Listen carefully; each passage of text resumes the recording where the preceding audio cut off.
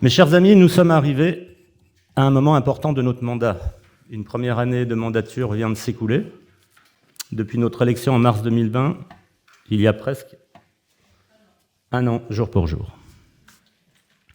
Une année qui ne nous a rien épargné, une année singulière, particulière pour certains, exceptionnelle pour d'autres, douloureuse et éprouvante pour la plupart, et pour laquelle je veux ici saluer le souvenir de notre colistier et ami Patrick Forêt. Pour ces raisons et pour bien d'autres, il me semble important de prendre du recul, un temps de réflexion et reprendre notre souffle, nous interroger sur nos fonctions, nos responsabilités et la manière dont nous devons les conduire. Et conduire la politique communale et intercommunale. Et ainsi représenter au mieux les intérêts de Sionzier. Dans ce contexte, je souhaite saisir solennellement cet instant, cette réunion du conseil municipal consacrée au vote du budget, pour vous témoigner, le plus simplement, ma reconnaissance pour votre engagement. Votre engagement collectif, qui fait la force et la dynamique de notre équipe, pour faire de Sionzier une ville attractive et apaisée, pour le bien des Champverots. Vous avez su rapidement relever les défis auxquels nous devions faire face, souvent dans l'urgence, qui nous commandait de réagir pour maintenir le service public communal face à cette crise sanitaire, sociale, économique et surtout inédite. Votre engagement individuel dans les responsabilités municipales que vous assumez au quotidien. Chaque détail compte, chaque demande de nos concitoyens est importante et je sais que vous les traitez avec sérieux et compétence. Vous l'avez remarqué, durant ces mois écoulés, la fonction d'élu n'est pas aussi simple que certains veulent le croire. Elle demande une attention de chaque instant, un investissement en permanent, et ce bien souvent au détriment de nos familles et nos proches. Mais la confiance que les Champverots nous ont témoignée en mars, et tout au long de cette année, nous permet d'agir avec sérénité et de nous conforter, nos projets allant dans le bon sens. Pour autant, ne vous méprenez pas. Il ne s'agit pas de verser dans une autosatisfaction de notre action. Je sais que vous êtes lucide et conscient du travail qu'il nous reste à accomplir, avec l'humilité de servir l'intérêt général. De même, je sais également pouvoir compter sur la vigilance constructive de nos collègues élus de l'opposition pour nous apporter la contradiction nécessaire à nos débats politiques au sein de notre Conseil. Aussi, mes propos sont simplement celui d'un maire heureux et fier de travailler à vos côtés. Mais soyez aujourd'hui tous fiers de ce premier budget. Ce n'est pas un budget, c'est une romance. La qualité de ce budget qui vous est proposé se trouve également dans les détails. Allez fouiller, mesdames et messieurs, dans les tableaux et tous ces chiffres, vous n'y trouverez que volupté. Allez fouiller, mes amis, dans les lignes de ce BP, vous n'y trouverez que du bon. Mais qu'est-ce que du bon pour nous ? La qualité des repas que l'on retrouve dans les assiettes des enfants aux cantines scolaires, par exemple. La variété et la densité des activités extrascolaires proposées, la qualité des cours dispensés par l'école municipale de musique avec des professeurs qualifiés et motivés. Le bon, c'est l'entretien régulier et préventif de notre patrimoine municipal. L'efficacité de notre nouvelle brigade de nettoyage qui, en quelques mois, a métamorphosé les rues de Sionzier. Le bon, c'est l'élaboration d'un magazine qui sera distribué dans vos boîtes à lettres dans les jours à venir. Le bon, c'est d'avoir un service des eaux de qualité permettant aux habitants de profiter d'une ressource précieuse à un prix très abordable. Le bon, c'est aussi le déploiement de nouvelles caméras de vidéoprotection. Et oui, mes chers amis, ce qui est également très bon pour nous, c'est de soutenir cette année, parce qu'elles en ont vraiment besoin, nos entreprises locales et nos associations. Dans ces moments difficiles de tourmente économique, en actionnant un véritable plan Marshall Champverots, permettant de conserver l'intégrité des subventions prévues à toutes les associations qui en ont fait la demande évidemment, et surtout d'engager des travaux majeurs pour notre commune dès cette année, afin de soutenir notre tissu d'entreprises locales. Mesdames et messieurs, le vote du budget primitif 2021 me donne l'occasion de vous rappeler les grands équilibres financiers de la commune. Une fiscalité principalement et quasiment structurée sur le foncier bâti, avec une proportion significative portée par notre tissu industriel communal. Des tarifs municipaux au plus juste et au plus près des ressources de nos familles. L'ambition d'aller rechercher des subventions pour soutenir nos grands projets. Une activité communale très largement ouverte sur le service à la population, sachant qu'un tiers de nos dépenses s'effectue pour nos familles. Crèches, écoles, sport, périscolaire, extrascolaire. Des finances publiques saines, avec un fonds de réserve permettant d'anticiper les coups durs et d'autofinancer nos projets de développement. Notre ambition, je vous le dis, pour cette année et celles qui vont suivre, ne pourra s'exonérer de ces tendances et nous exige que chaque euro dépensé le soit avec pertinence et efficacité. Le maire est l'ordonnateur principal dans l'exécution du budget, mais je sais que chaque adjoint, dans sa délégation, suivra et optimisera les dépenses. Cette rigueur dans le suivi de nos dépenses nous permet également de parfaitement positionner la commune dans la recherche d'emprunts à taux faible pour réaliser nos investissements d'avenir durables. De ces exigences, nous sommes donc en capacité de proposer un budget d'investissement dynamique, audacieux, et construire le Sionsier de demain que je vous propose à votre collaboration dès ce soir et à votre approbation. La rénovation urbaine du Creuset, qui va se concrétiser jusqu'en 2024, la reconquête de notre cœur de ville jusqu'en 2022, la réalisation de pistes cyclables d'aires piétonnes pour redécouvrir une ville apaisée, la maîtrise de notre développement en organisant, rationalisant nos zones d'activité et le développement des outils de transition écologique adaptés à nos ressources naturelles. Quand on a dit ça, on a tout dit, et nous allons débuter notre séance du Conseil municipal du 17 mars. Merci. Alors, pour tous ceux et celles qui ce soir découvrent les rouages d'une séance un peu particulière du vote du budget primitif, il vous faut savoir qu'il y a une chronologie dans les délibérations qui vous sont proposées, et c'est une chronologie qui est imposée. Tout d'abord, nous devons valider l'approbation des comptes dressés par le trésorier, que ce soit au budget principal ou au budget annexe. Nous, on n'a que le budget annexe de l'eau. Ensuite, l'approbation de notre compte administratif 2020. Troisième délibération, l'affectation du résultat 2020, qu'il soit positif ou négatif d'ailleurs, dans le BP 2021, que nous allons voter dans la foulée. Ce formalisme nous est imposé en l'état, et ceci dit, la méthode est tout à fait logique. Alors, délibération numéro 1. Approbation des comptes de gestion 2020, budget principal. Alors, le compte de gestion, c'est la photo du trésorier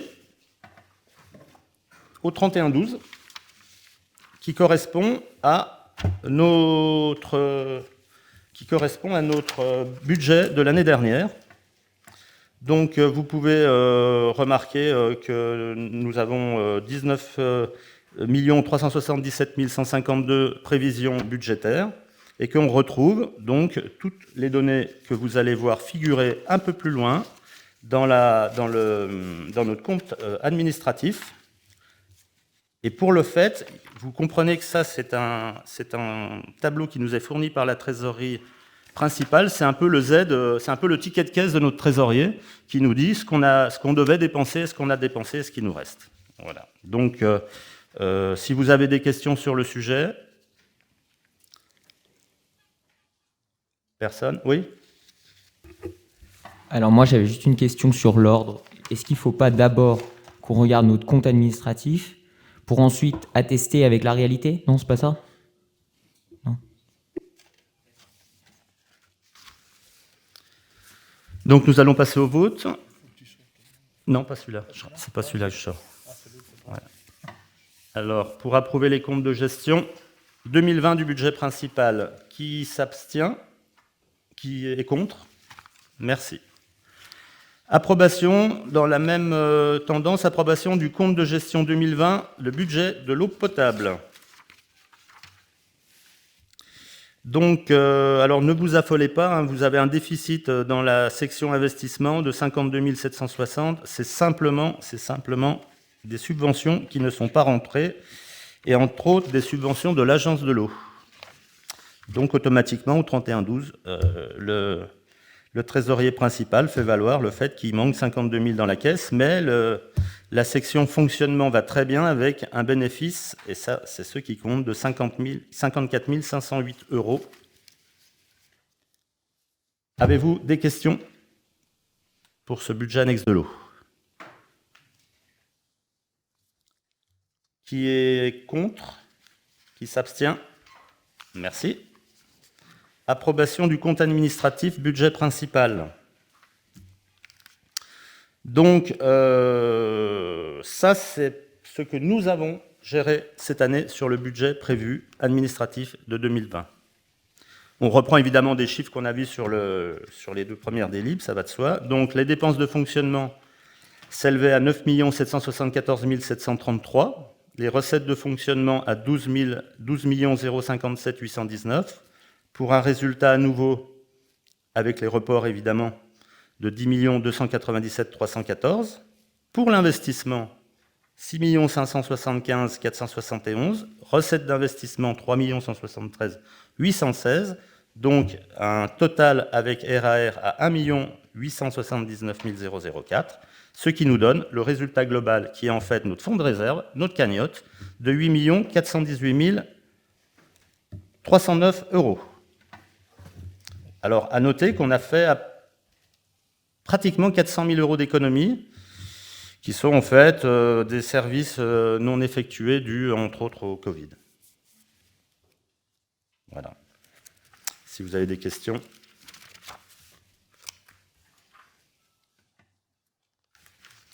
Qui vote contre ce... Ah, c'est là où... Je présente celui de l'eau et puis on votera les deux en même temps. Ah ouais, je présente celui de l'eau, ok, puis je m'en vais. Alors, budget annexe de l'eau, délib numéro 4. Donc, dépenses d'exploitation 705 962 €, recettes d'exploitation 760 470 €, résultat de l'exercice 2019 54 508, résultat antérieur reporté 567 233, résultat à nouveau 621 741 pour l'exploitation, et les investissements 346 194 d'investissements pour des recettes qui sont, j'imagine, pour la plupart des subventions, de 293 434. Résultat, comme je vous le disais tout à l'heure, antérieur, moins 26 470. Résultat nouveau, moins 79 230. Résultat global, 542 511. On peut dire que le service de l'eau fonctionne très bien. Merci Guilhem. Je vous laisse quelques instants.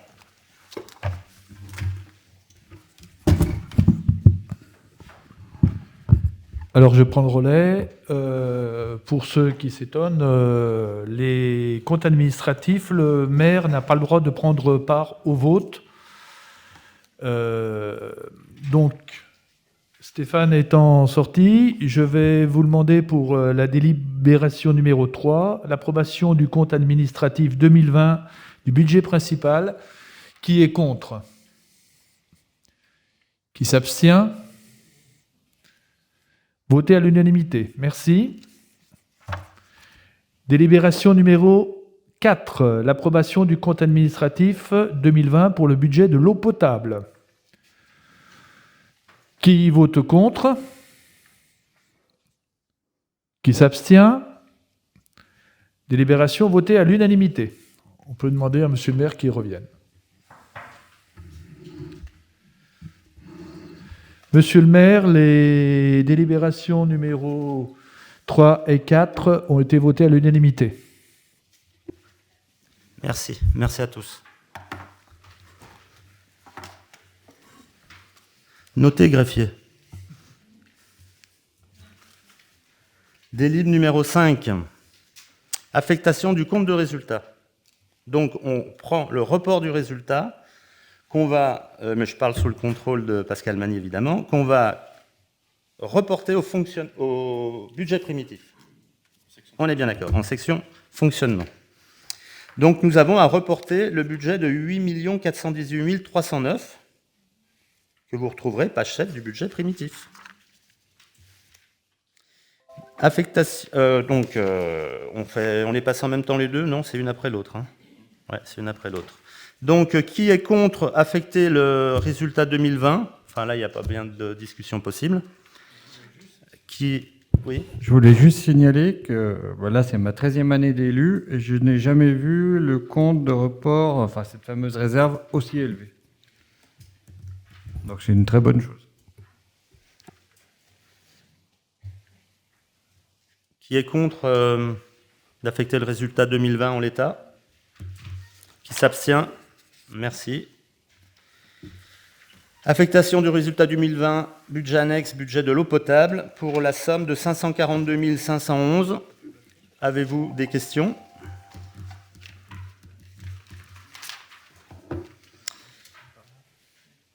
Qui est contre? Qui s'abstient? Merci. Approbation du budget primitif. Je m'en vais là aussi? Non. Non. Non, là, il faut rester. D'accord. Approbation du budget primitif 2021.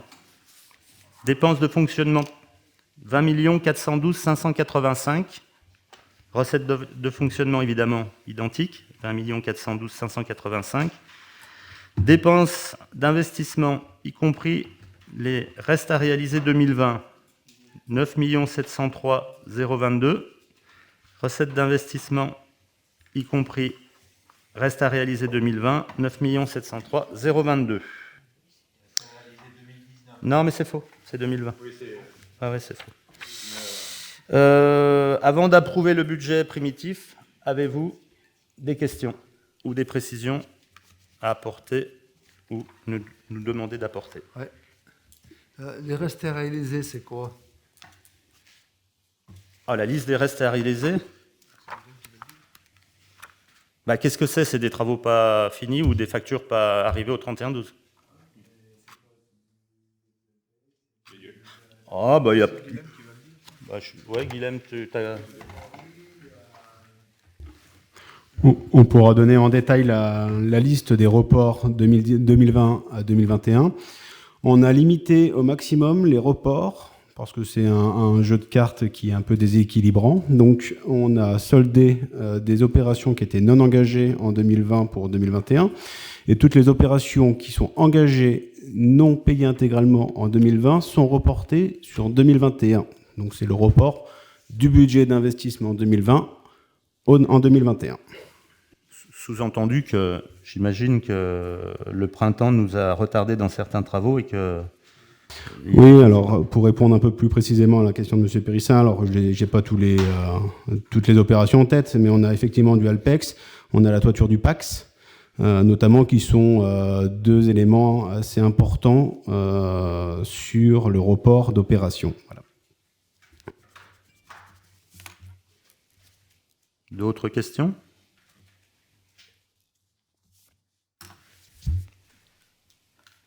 On peut passer au vote. Oui. Moi, je voulais juste savoir sur les... Enfin, on avait bien prévu donc un emprunt dans le cadre du budget principal, et savoir s'il y avait déjà des idées de taux et de banques qui étaient identifiées ou... Les taux... Oui, allez-y, oui. Non, alors pour l'instant, on a fait des projections théoriques sans avoir d'agence d'établissement bancaire, à proprement parler. Aujourd'hui, les taux sont... on peut avoir des taux en dessous de 1%. En moyenne, on est plutôt aux alentours de 1,2, 1,3%. Et comme pour les marchés publics, nous allons lancer non pas un appel d'offres, mais un avis à manifestation d'intérêt pour essayer d'avoir les prix les plus compétitifs. Alors, de manière privilégiée, bien évidemment, cet appel à manifestation d'intérêt se fera auprès de nos partenaires financiers, que vous retrouvez d'ailleurs dans le budget là, qui sont le Crédit Agricole, principalement, la Caisse d'épargne également, à part certains qui ont disparu, Dexia et le Crédit Local de France n'existe plus, donc, et puis on leur fera sans doute pas appel. C'est pas un mal. Ça renvoie aux histoires d'emprunts toxiques. Donc on fait un appel à manifestation d'intérêt, puis on voit quel est le plus performant. Souvent, les collectivités ont plutôt tendance à privilégier les partenaires financiers qu'ils ont déjà. Pourquoi ? Parce que ça permet de pouvoir réaménager des autres emprunts. Et donc, qui dit réaménagement, dit un meilleur taux d'intérêt, voire une durée un petit peu plus longue, ce qui nous permet de desserrer un peu l'étrave sur les exercices comptables en abaissant un petit peu les emprunts, ce qu'on appelle les ICNE que vous retrouvez en section de fonctionnement, et puis aussi le capital à la section d'investissement.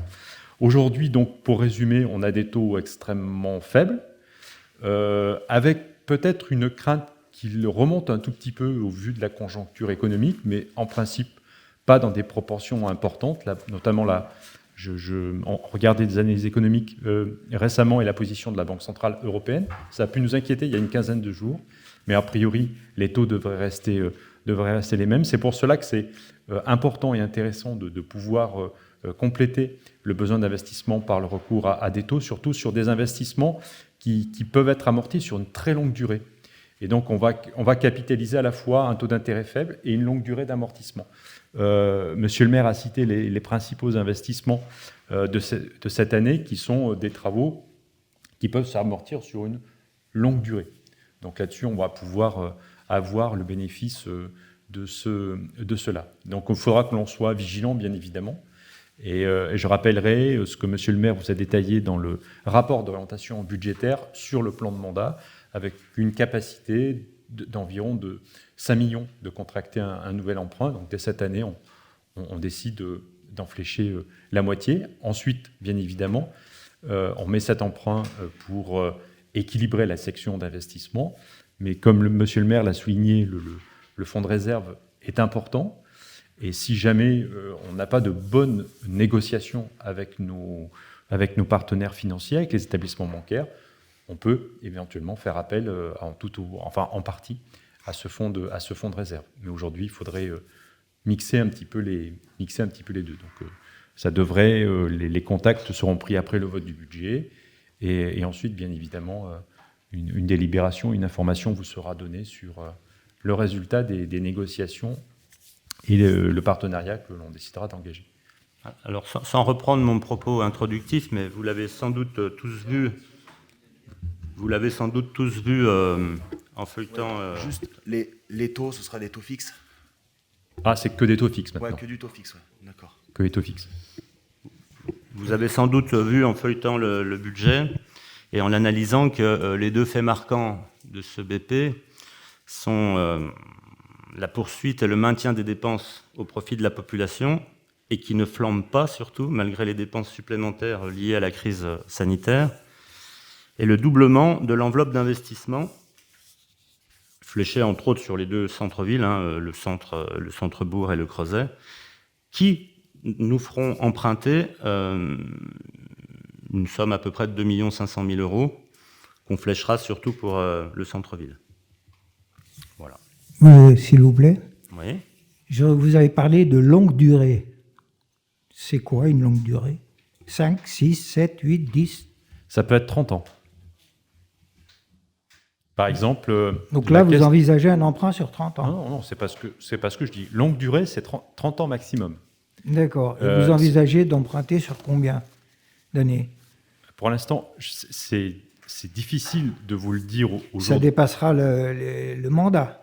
Ah bah oui, oui. Bien sûr. D'accord. En dessous de 5 ans, ça s'appelle des lignes de trésorerie. C'est pas un emprunt, c'est une ligne de trésorerie. Comme son nom l'indique, ça permet à consolider une trésorerie qui est parfois un peu déficiente, en tout cas en baisse, qui peut faire face aux dépenses de tous les jours, par exemple. Donc là, c'est en dessous de 5 ans. Sur des emprunts, on est sur du temps long. Et puis maintenant, le marché obligataire et le marché financier sont sur des temps très longs. Vous allez bientôt connaître une délibération, prochainement un prochain conseil sur le programme Petites Villes de demain, sur laquelle Sionzy est éligible avec les villes de Marnat et de Cluses, sous la coordination de la communauté de communes Cluses-Arves-et-Montagne, la de SECAM. Un des partenaires de Petites Villes de demain, c'est la Caisse des dépôts et consignations. Et la Caisse des dépôts et consignations dans Petites Villes de demain fait des taux d'intérêt et des prêts, notamment sur ces durées très longues de 30 ans, parce qu'on vient sur des opérations de revitalisation qui sont forcément des opérations extrêmement longues. Et donc aujourd'hui, le marché obligataire est ainsi fait. Tout à l'heure, Quentin Monnet parlait des taux fixes ou des taux variables. C'était une autre époque. Aujourd'hui, on est véritablement à un cours de l'argent extrêmement bas et des taux d'intérêt qui sont extrêmement longs. Parfois, on peut être surpris, même certains États empruntent à des taux négatifs, c'est-à-dire qu'on paye l'argent qu'ils empruntent.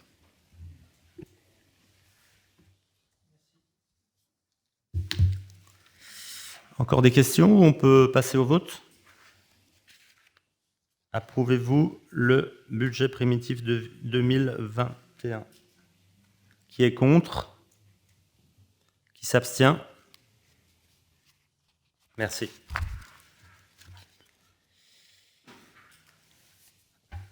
Délibération numéro 8, approbation du budget primitif 2021, budget eau potable. Dépenses d'exploitation 1 238 815, recettes d'exploitation identiques, dépenses d'investissement y compris restés à réaliser 2020, 343 873, recettes d'investissement y compris restes à réaliser 2020, 343 873 euros. Je pense qu'il n'y a pas grand-chose à en dire. Le budget de l'eau roule très bien à Sionzy. Il se maintient. Pas d'investissement majeur cette année. Pas cette année. L'entretien simplement. Pas d'investissement. On n'a pas dit pas de travaux, pas d'investissement. Si, des investissements, monsieur le maire. Mais, si on peut comparer au budget principal, on va dire pas d'investissement très structurant là-dessus. Donc on est sur le renouvellement des réseaux, mais qui a des investissements excessivement importants, dans la poursuite aussi de la politique que mène l'agence de l'eau. On essaye aussi de se situer dans cette politique d'investissement, puisque l'agence de l'eau guide beaucoup les collectivités sur certains types d'investissements, notamment. Donc là-dessus, il n'y a pas de gros investissements, mais quand même une enveloppe qui reste conséquente et sans recours à l'emprunt. Juste une question. On avait voté une machine qui détectait les fuites. Oui. Ça en est où, ça? Alors, la machine qui détecte les fuites a été achetée et les agents sont dessus. Voilà. Et on va compléter, alors pour revenir sur les propos du maire, donc on a bien de l'investissement prévu sur l'eau cette année. On complète la campagne de recherche de fuite par de l'appareillage qui sera en position fixe permanente sur le réseau, qui permettra de détecter et d'analyser les fuites en temps réel toute la journée, toute l'année. Sinon, les projets sont quand même structurants puisqu'on va rénover les 2 stations de Bonneau et Nérol. Alors pourquoi on a fléché de l'investissement sur de l'ouvrage et pas sur du réseau? C'est parce qu'on a des aides de l'agence de l'eau cette année. Et ce matin, on a eu confirmation qu'on allait toucher quasiment 50 000 euros hors taxes de subventions. Donc c'est des subventions qui ne sont pas fléchées dans le budget primitif, mais qu'on va toucher parce que ça fait partie des appels à projets 2021 de l'agence de l'eau. Et l'année prochaine, on fera les réseaux du centre-ville.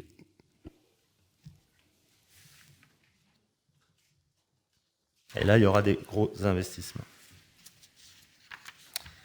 D'autres questions sur... Oui, Julien? J'ai vu donc juste l'histoire de la subvention. C'est dans le budget primitif, c'est pour mémoire budget précédent, c'est ça? J'ai vu dans recettes d'investissement, il y a 90 355 pour subvention d'investissement. C'est ce dont tu parlais? Ouais, d'accord, ok. Merci. On peut passer au vote.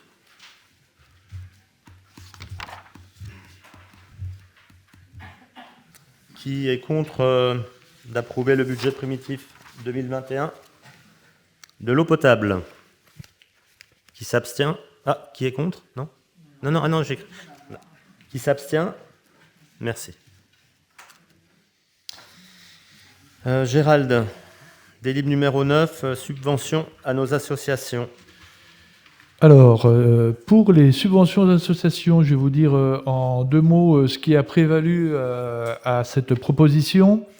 Comme l'a rappelé Monsieur le maire dans son propos liminaire, les associations, comme les entreprises, ont été durement touchées durant cette année 2020.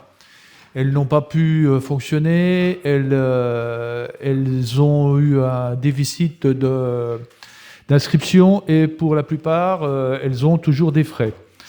Donc, le principe a été de maintenir les subventions telles qu'elles étaient l'année passée, aux conditions suivantes, c'est que, premièrement, les associations remplissent un dossier de demande, qu'elles soient demandées, qu'elles n'aient pas demandé une baisse de leur subvention puisque c'est arrivé. Et je signalerai aussi qu'il y a quelques associations qui nous ont fait un courrier disant que par solidarité avec le monde associatif, elles renonçaient à leur subvention 2021. C'est pour ça que certaines n'en ont pas. Elles ont renoncé d'elles-mêmes. Voilà. Et évidemment, comme on n'a pas eu le carnaval, il y a des subventions exceptionnelles de l'année passée qui ne sont plus cette année, puisqu'elles étaient exceptionnelles. On arrive à maintenir l'aide aux associations en économisant 28 000 € par rapport à l'année 2020. Donc c'est un exercice dont on est assez fier.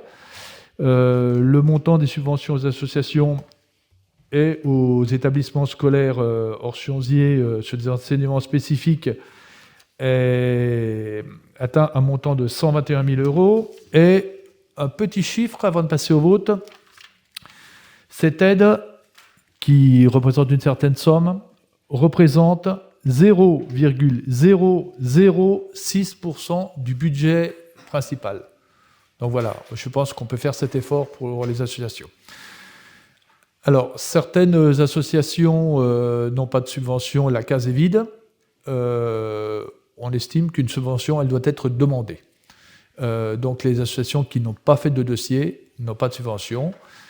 Soit c'est un oubli, soit c'est une volonté. Si elles se réveillent un peu plus tard et qu'elles font un dossier plus tard, on réexaminera dans un prochain conseil municipal des subventions exceptionnelles et on complétera ce tableau.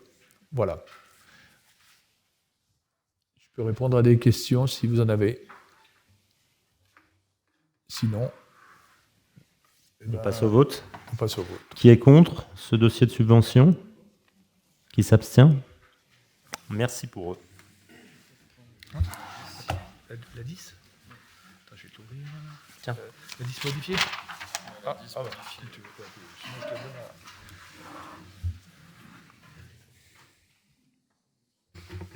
Donc la délib 10, on vous demande d'autoriser le programme de l'aménagement du cœur de ville et du parking couvert. Donc comme nous vous avons présenté à la liste principale lundi et à l'opposition la semaine dernière, le programme de réaménagement du centre-ville, nous vous demandons d'autoriser le programme d'aménagement du cœur de ville et du parking couvert sur 2 phases. Une phase de 2021 qui représentera 2 650 000 € TTC et une phase 2022 qui représentera 2 426 397 € TTC. Sachant que là-dessus, nous n'avons pas encore mis en phase les subventions qu'on estime assez nombreuses qui arriveront dessus. Voilà. Donc, on vous demande d'approuver l'autorisation de programme pour l'aménagement du cœur de ville. Oui. Lundi, on n'a pas parlé, mais c'était l'aménagement du cœur de ville et le parking couvert. Alors moi, ce qui me gêne beaucoup, c'est le parking couvert. Quand même, Songier, c'est la commune qui a le plus de parking. Et je ne vois pas pourquoi on l'appelle parking couvert. On aurait mis Grenette ou n'importe quoi, je ne vous aurais pas Moi, posé je la l'appelle question. personnellement toujours grenette. Hein. Voilà. Il y en a qui l'appellent marché couvert, il y en a qui l'appellent Alors parking moi, je vous couvert. dis, je vais m'abstenir, vous savez pourquoi? Parce que je ne veux pas de voiture dessous. Si quelqu'un met le feu à une voiture, la grenette, enfin le parking couvert, il est brûlé, il va y avoir des taches d'huile dessus, ça va être immobile, et je ne vois pas un endroit qu'on va faire pour les piétons, pour les enfants, et qu'on a garé des voitures dessous. Moi, ça me gêne beaucoup. Voilà, c'est tout. C'est pour ça que le projet est beau, c'est votre projet, il n'y a pas de problème, hein, je le conçois, mais c'est la chose qui me déplaît, c'est les voitures. Voilà. On s'est longtemps posé la question de savoir si on allait mettre des voitures ou pas. Après les études qu'on a menées, on s'aperçoit que les nouvelles fonctions de ce centre-ville vont ramener encore plus de monde que ce qu'il y a aujourd'hui. Et le besoin de parking est important. On a pris en compte les problèmes de feu. Les pompiers, d'ailleurs, nous ont validé cette semaine le projet avec l'idée du parking. Et on a pris en compte aussi le problème des taches d'huile.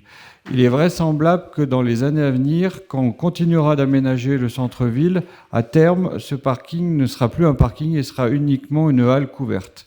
Mais le temps de transition va nous obliger, malgré tout, à utiliser cet espace couvert pendant peut-être 2 ou 3 ans dans cette vocation-là en semaine. Voilà. Sachant que l'investissement qui est porté sur le parking uniquement, c'est-à-dire la signalisation au sol, le traitement du sol, les 2-3 barrières, c'est relativement mineur par rapport au reste de l'investissement qu'il y a dessus.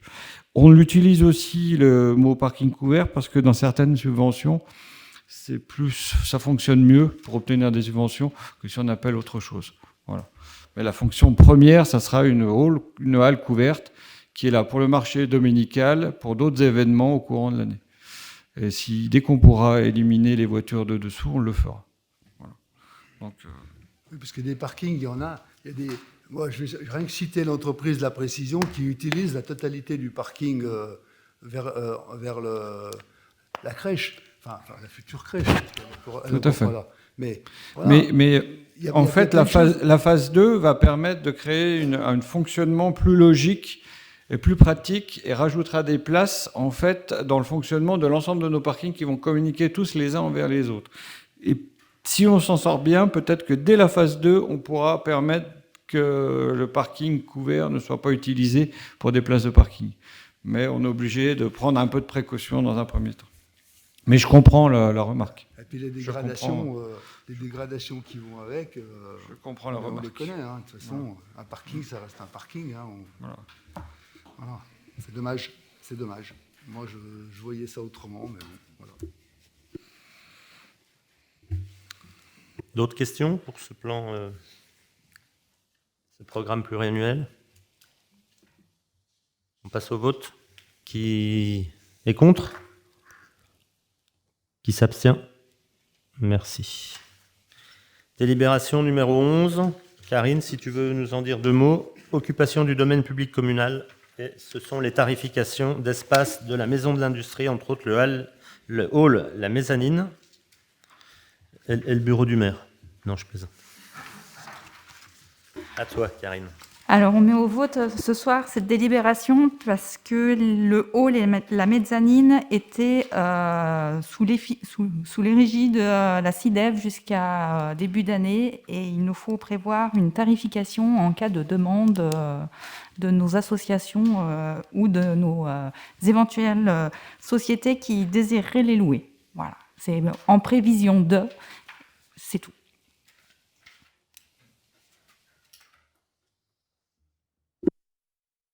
Il y a des questions à ce sujet? Juste Karine, je voulais juste savoir, les associations, c'est le tarif pour les associations aussi, pour les événements? D'accord. Ok. Et si tu lis bien la délib, j'ai possibilité pour les associations qui en font la demande de l'offrir bien gentiment parce que je pense que ce hall, voilà. Ok, d'accord. Oui, c'est vrai que j'ai vu qu'il y avait... C'est une attractivité en plus pour l'AMI. Hein, ouais, ok. Merci. de rien.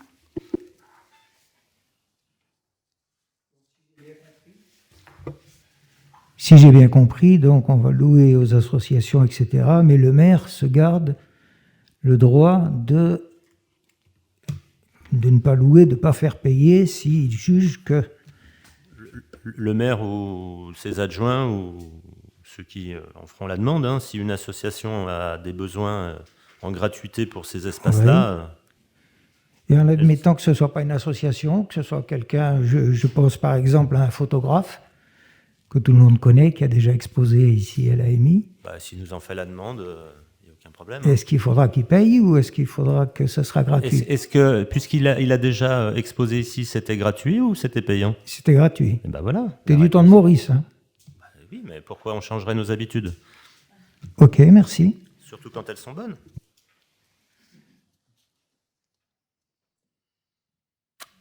On passe au vote, si vous le voulez bien. Qui est contre? Qui s'abstient? Merci. Délibération numéro 12, signature d'une convention de mise à disposition dans le cadre du portage foncier par l'établissement, par l'EPF, de la maison dite appelée Courtois, la maison qui se trouve en face du portail de l'école du centre. Donc nous avons récupéré les clés, elle est mise à notre disposition et nous vous demandons de valider cette convention qui est jointe à la délibération, qui nous permet d'ores et déjà de la proposer à la location. Alors pour l'avoir visitée récemment, elle est en parfait état de fonctionnement. On peut quasiment, enfin pas quasiment, elle peut être utilisée sur le champ par une famille d'environ 5 à 6 personnes d'ailleurs. Donc voilà, avez-vous des questions concernant la maison Courtois? Enfin, en tout cas, la maison Courtois, c'est en ordre, hein, c'était la dernière fois, mais cette convention de mise à disposition. Pas de demande de précision. On passe au vote. Qui est contre? Qui s'abstient? Merci. Délibération numéro 13, programme des actions forestières proposé par l'Office national des forêts. C'est toi qui l'as fait non? Guilhem, tu veux nous en dire 2 mots, s'il te plaît? Donc chaque année, l'ONF nous propose un programme d'entretien de nos parcelles communales, donc en matérialisant, donc par défrichement, les limites entre le domaine public et les parcelles adjacentes qui sont privées, et également l'entretien de sentiers. Donc il y a dans les pièces jointes, vous avez les lieux de localisation qui sont de la continuité de ce qui avait été fait l'année dernière puis les années précédentes. La différence cette année, qu'il y a un aspect pédagogique qui a été retenu, puisque en collaboration avec M. Richard et l'ONF, on travaille sur un espace pédagogique dans les bois pour accueillir, entre autres, les écoles et faire des sessions de demi-journée d'apprentissage de la forêt par quelqu'un de l'ONF sur un programme de formation qui est financé à moitié par l'État. Voilà, donc c'est la nouveauté de cette année.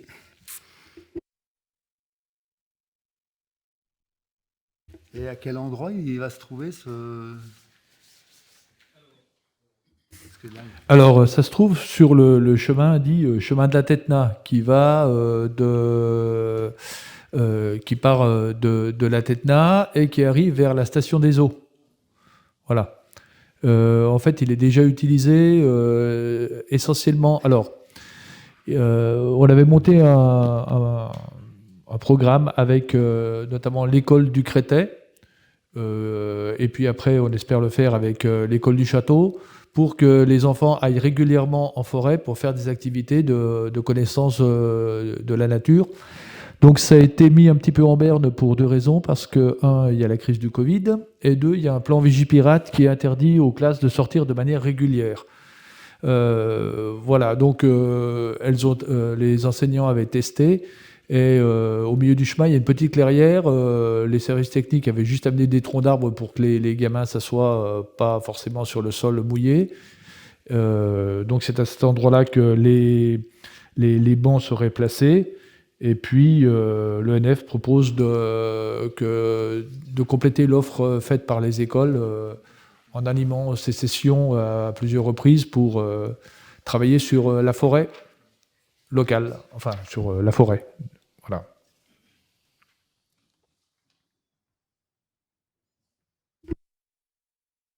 D'autres questions? Pas de précision supplémentaire. Qui est contre cette délibération? Qui s'abstient? Merci. Délibération numéro 14, soutien à la filière forêt-bois locale pour la construction. Donc c'est un programme auquel on doit adhérer pour la construction de la grenette ou de la halle, qui nous permet, si on utilise la possibilité de fabriquer cette halle avec du bois des Alpes, d'obtenir une subvention à hauteur de 10% du volume du bois qu'on prend. On doit être autour de 50 000 €, je crois, qu'on peut obtenir. Guilhem, si je ne me trompe pas. Oui, c'est un montant plafond de 50 000 € pour un investissement de 200 000 €. Voilà. Donc, c'est une des libres qui nous permet d'obtenir cette subvention. Et c'est aussi une démarche aussi un peu écologiste de faire travailler la filière dans un circuit court plutôt que de l'import de bois de pays nordiques notamment, alors qu'on a du bois local de bonne qualité. Dans nos pays de Savoie.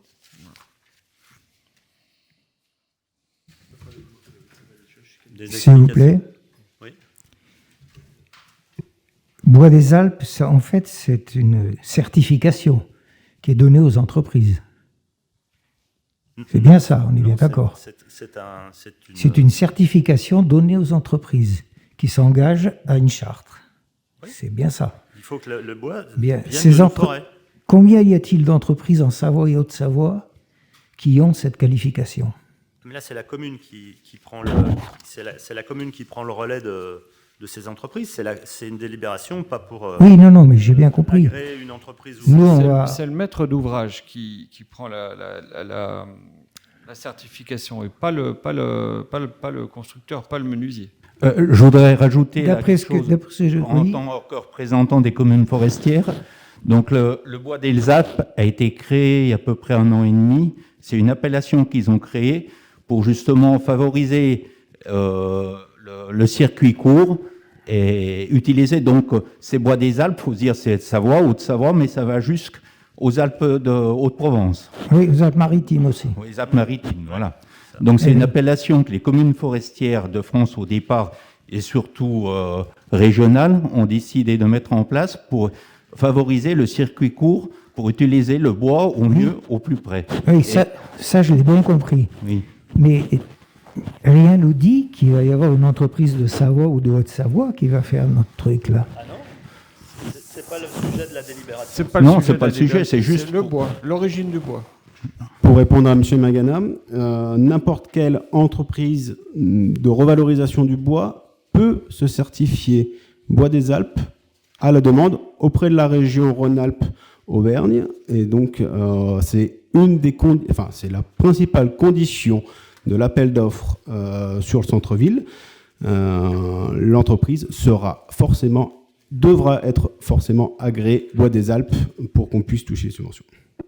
Oui, il faut qu'elle soit certifiée. Donc, si on veut utiliser des menuisiers du coin, est-ce qu'il ne serait pas judicieux d'aller les voir et de leur dire il faut vous faire certifier si vous voulez faire la grenette? Mais on ne sera pas leur premier client, ces braves gens. Il y a longtemps qu'ils sont tous certifiés localement.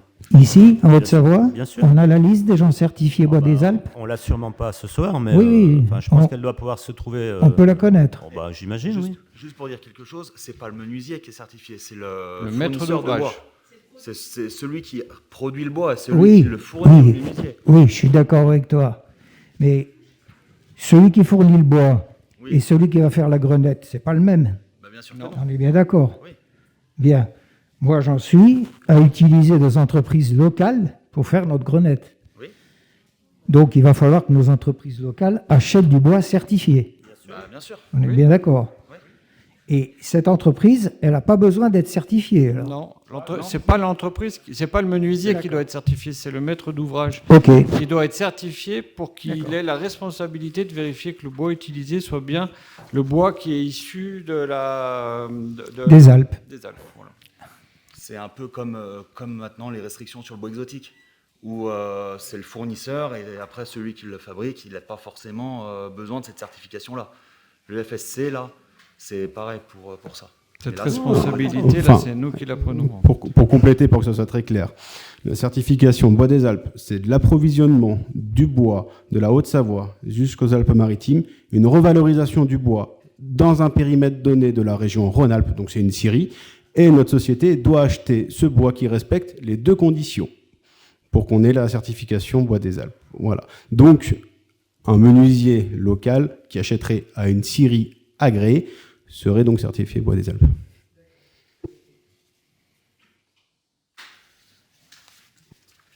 D'autres précisions sur cette délib? La commune peut s'engager. Qui est contre? Qui s'abstient? Merci. On en a... non. Voilà. J'allais dire on en a terminé, mais je te l'ai passé, c'est pour ça que je l'ai plus dans mon dossier. La délib 15, l'autorisation de programme sur l'aménagement du quartier du Creuset. Donc à la suite de toutes les études et toutes les conventions qui ont été passées avec la région, le département et l'État sur le programme du PUR, le plan de réaménagement du quartier du Creuset, nous vous présentons, comme nous l'avons déjà fait le 16 décembre, les 3 tranches qui vont se réaliser sur 3 ans, 2021, 2022, 2023, avec l'apport des différents partenaires, donc les régions, le département, sur les 3 tranches, et le financement géré par la commune.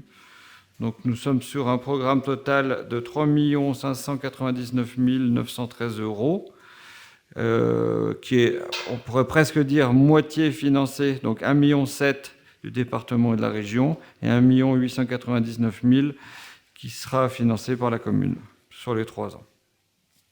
Voilà. Sachant que la pose de le premier arbre avec nos instances sera début avril, et vous en serez le 2 avril, et vous serez informés à ce moment-là. Ce sera le 2 avril à 11h. Vous pouvez déjà noter ça sur vos agendas. Vous recevrez très très prochainement une invitation écrite de la part de Monsieur le maire. Et les travaux démarreront dans les jours, les semaines qui suivent derrière. Voilà. Alors dans cette délib, vous avez les subventions, contrairement à la délib d'avant où les subventions n'avaient pas été fléchées, parce que celle-ci, c'est une certitude, nous les aurons. Les autres, nous avons que les accords verbaux. Qui est... Oui. Alors moi, si je comprends bien, donc là, on modifie l'autorisation de programme qu'on a déjà délibérée en décembre. Et c'est quoi les grandes modifs? Alors, parce que je ne me souviens plus de celle de décembre. Pour te répondre, l'autorisation de programme en décembre donc, était sur une phase de finition niveau projet, donc d'estimatif, et était présentée en hors taxe. Donc l'autorisation de programme doit se conformer aux lignes budgétaires proposées dans le budget primitif. Donc si tu reprends l'autorisation de programme de décembre, elle n'est pas du tout cohérente avec les lignes qui sont proposées dans le budget primitif 2021 sur le budget ville investissement. Donc elle est recalée cette année sur les dépenses qu'on va effectuer. Et chaque année, puisque c'est un programme pluriannuel, jusqu'en 2023, on la remodifiera pour acter les dépenses réalisées et pour acter le budget 2022 qui sera potentiellement pas 58 821,90 pour les études, mais peut-être autre chose. Voilà, c'est là les grandes lignes de modification. Sachant que les recettes d'investissement, donc région, département, sont présentées en hors taxe, et notre autofinancement commune est présenté en TTC. Et on aura du FCTVA récupéré, ça prend quelques temps, dans 2 ans, mais ça veut dire qu'on investit quand même moins que la région et le département sur ce programme. Et les appels d'offres ont été assez fructueuses, puisque... Oui, il y a des économies, incroyables. Justement, les appels d'offres, les marchés ont été passés sur la totalité du chantier ou sur les tranches? C'est un marché de 3 tranches. Donc c'est un marché unique de 3 tranches de travaux. Donc il y a un appel d'offres sur la totalité qui est en cours de notification. Voilà. D'autres informations? Qui est contre cette délibération? Qui s'abstient? Merci.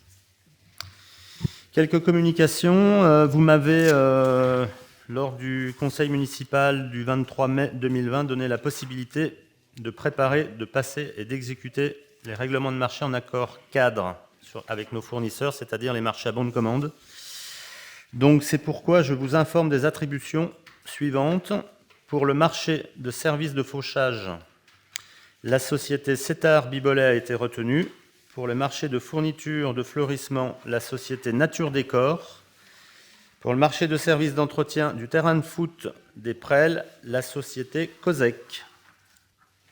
Des sociétés avec qui, du reste, on a l'habitude de travailler, donc il ne devrait pas y avoir de mauvaises surprises.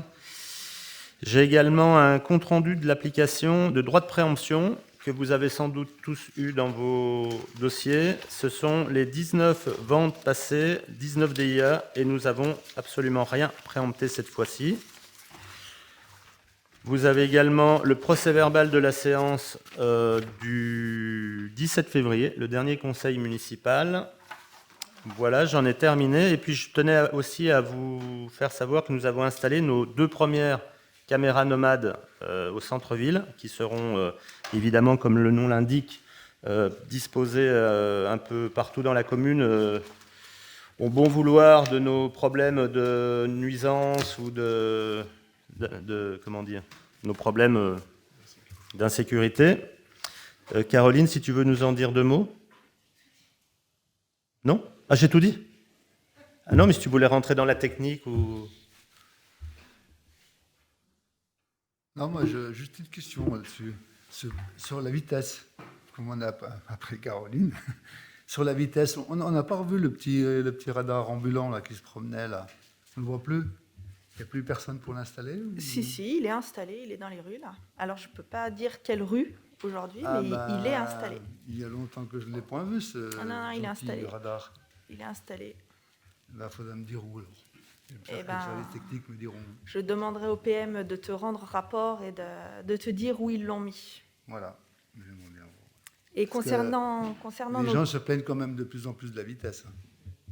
Pas de plus en plus. Ça a toujours été et ça le sera toujours. Je pense qu'on a un problème d'incivilité globale, voilà. Et la vitesse en fait partie. Donc je pense que les gens se défoulent, c'est le seul échappatoire en ce moment qu'ils ont. Dans le plan de réflexion qu'on a mené avec Guilhem et puis Abdellah sur les pistes cyclables, les voies piétonnes et la modification du plan de circulation, on vous présentera quand on sera prêt. Quand on aura vu les autres villes d'à côté, on a vu Marna, il manque plus que de voir Cluse, la DDT a été renseignée.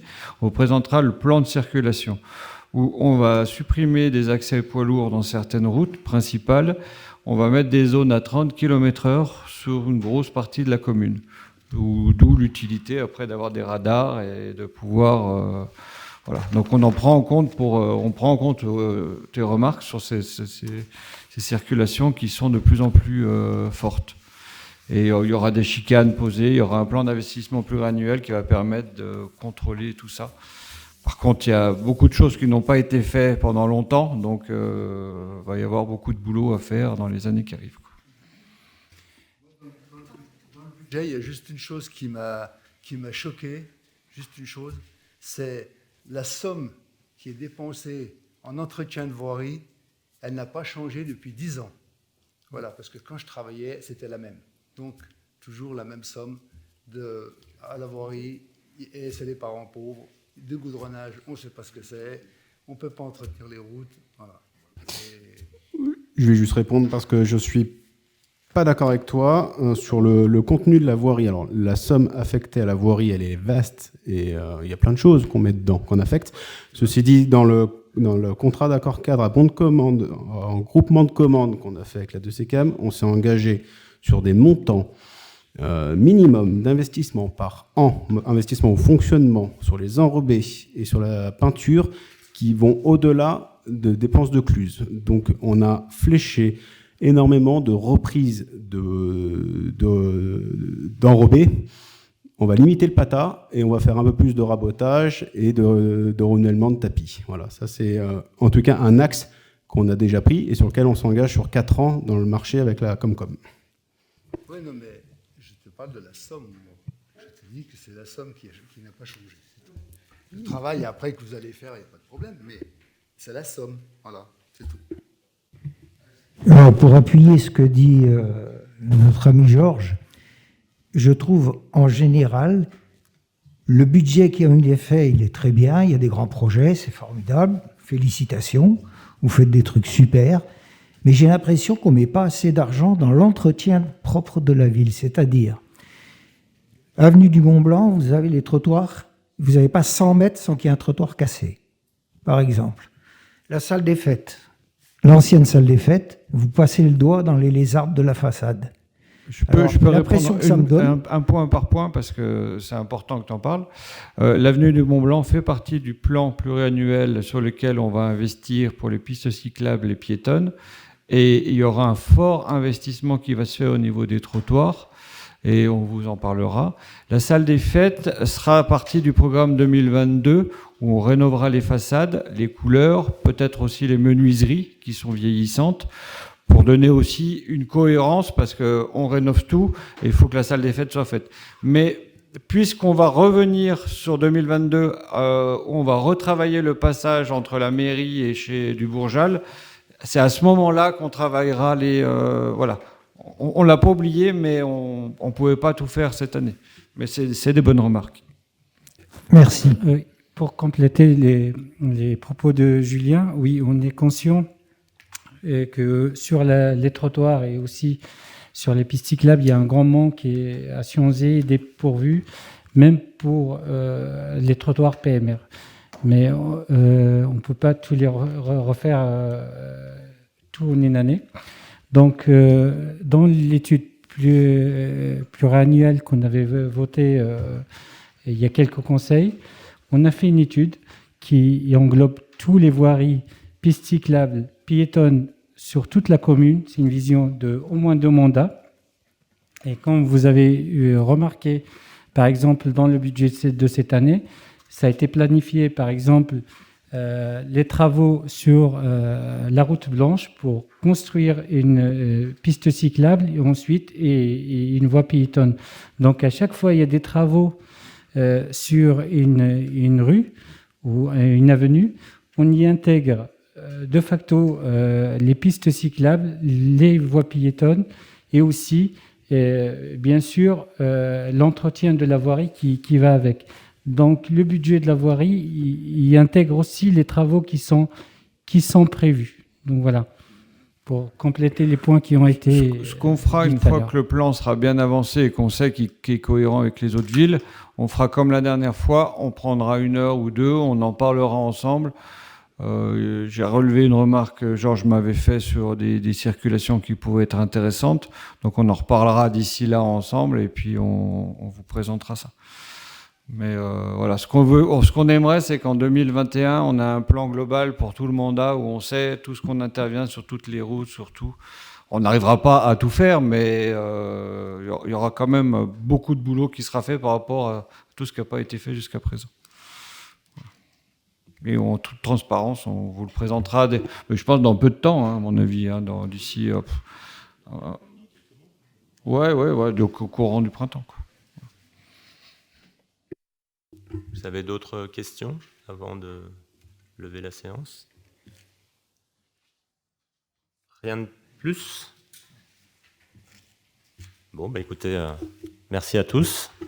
La séance est levée.